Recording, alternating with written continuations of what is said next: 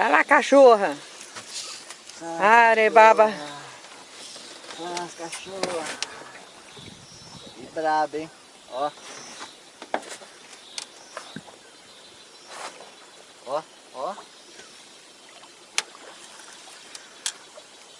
Cadê o tempo? O saco? É, cachorrona.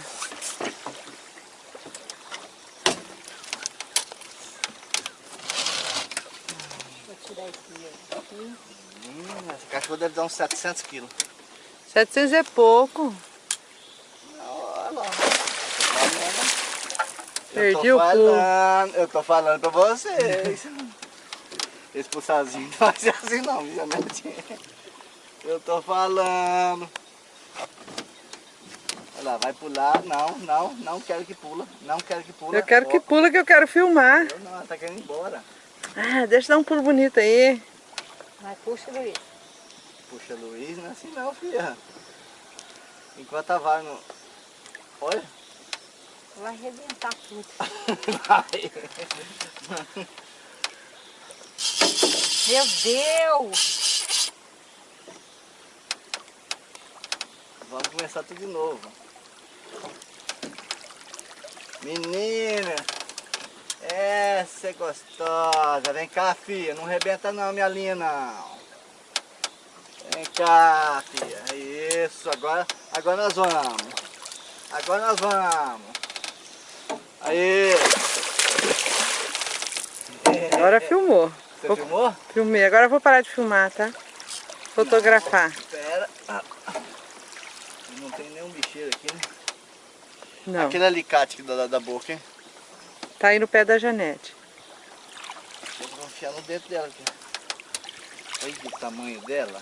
Que coisa linda. Pera aí, Janete. Pera aí que ela já vem. Ui, vai escapar, Luiz, vai escapar. Vai escapar? Então você pega aí, né? Se escapar, escapou. Não tem como fazer outra coisa. Ela tem que cansar. Aí, ó. Vai, Janete, agora é a sua vez. Vai que é sua. Agora, pera, Janete. Dá alicate. Tá no pé, aí atrás. Segura, Janete. Segura. Não posso ajudar que eu tô só Segura, Janete. no registro. Segura, Janete. A caixa, força, Janete. Dele, Janete. Então, segura. Peraí. Aí, Janete. Aí ela não vem. Essa não escapa mais não, pera aí. Pera aí, Janete. Tranchou? Não peguei ainda. É só segura. Peraí, peraí.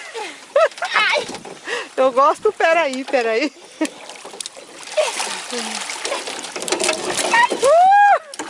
Vai voltar pro rio. Segura, Janete.